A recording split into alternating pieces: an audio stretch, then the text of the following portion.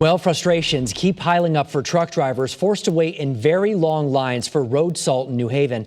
And with more snow in the forecast later this week, the delays are not getting any better. Channel 3 New Haven Bureau Chief Matt McFarland is live with new information on the story we first started following over the weekend. Hi, Matt.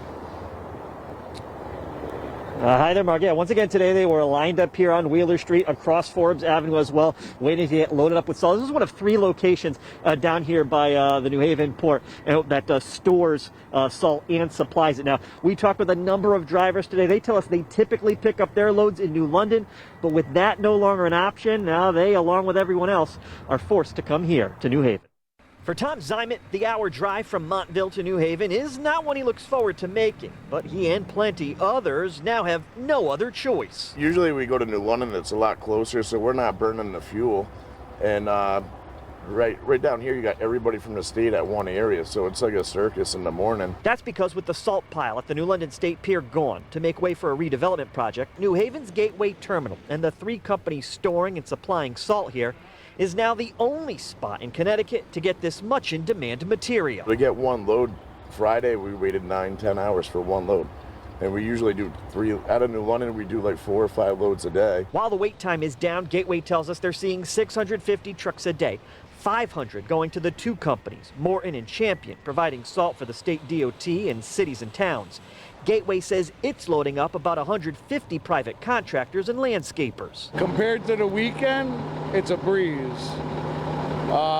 Saturday, I sat 8 hours just to get my lightweight, and then I only got one load of salt. Gateway, which runs both the New Haven port and the New London pier, admitted it previously planned to increase the price of salt, saying it's costing them more to purchase it, but announced it will now hold off for as long as possible. Joe Lane and Paul Scalora, who work for JV3 Construction out of Rocky Hill, tell us they would always load up in New London as well. But for now, New Haven it is. Today, not so bad, but in the past, like Joe was saying, 8 hours for one load, and it's tough on us because we have families. We want to see our families, and when New London was open, it was so much easier for us.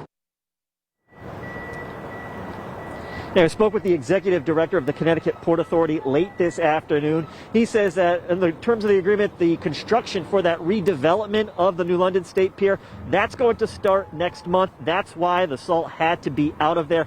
So he says for the foreseeable future, New Haven is going to be the only option. So with New Haven being the only option and a lot of trucks coming here to pick up their salt, is there going to be enough salt? Gateway says that they have 55,000 tons coming later this week, and they say another ship is expected to come in mid-March, so they say they have enough salt for the foreseeable future. We're live with the mobile newsroom in New Haven. Matt McFarland, Channel 3 Eyewitness News.